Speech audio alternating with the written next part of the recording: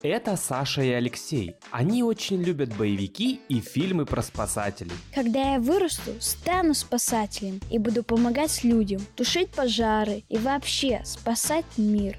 С детства мечтала оказывать людям медицинскую помощь и делать медицинские операции. А когда я вырасту, буду врачом. Похоже, ребята еще сами не определились, кем они хотят стать. Но их главная мечта – спасать людей. Поэтому они зорко следят, вдруг кому-то понадобится помощь.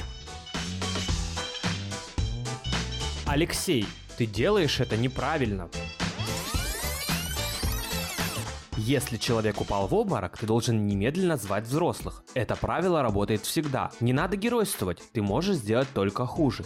Если же взрослых рядом нет, звони с мобильного телефона на номер 112, опиши ситуацию и объясни, где находится пострадавший. Не оставляй пострадавшего одного, пока не приедет скорая помощь.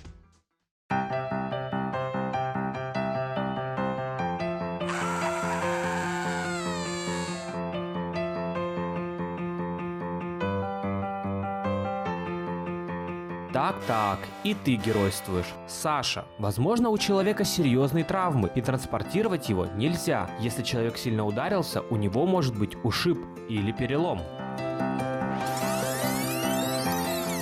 Для начала осмотри пострадавшую часть тела. Если место удара посинело и не похоже на синяк или опухло, то ни в коем случае не передвигай пострадавшего. Попроси его подвигать конечностью, если он не может этого сделать, или движения причиняют боль, это симптомы перелома. Необходимо срочно звать старших или вызывать скорую помощь. Номер ты помнишь – 112.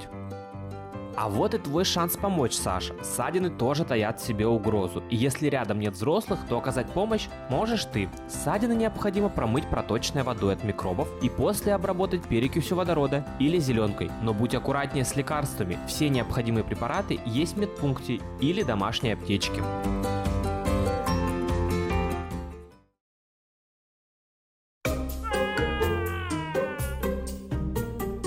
Молодцы ребята, что не лезете сломя голову. Если прикоснуться к человеку, которого ударило током голыми руками, то помощь понадобится уже не только пострадавшему, но и тебе самому. Если взрослых рядом нет, найдите резиновые перчатки или длинную сухую деревянную палку, например, швабру. Оттолкните человека от источника тока как можно дальше. После этого звоните по знакомому вам номеру телефона 112. Пока скорая помощь в пути, прикасаться к человеку по-прежнему не стоит из соображений собственной безопасности.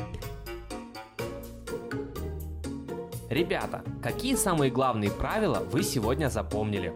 Не надо геройствовать, потому что можно навредить пострадавшему и самому себе. Всегда звать взрослых, и только если их нет рядом, помогать самому.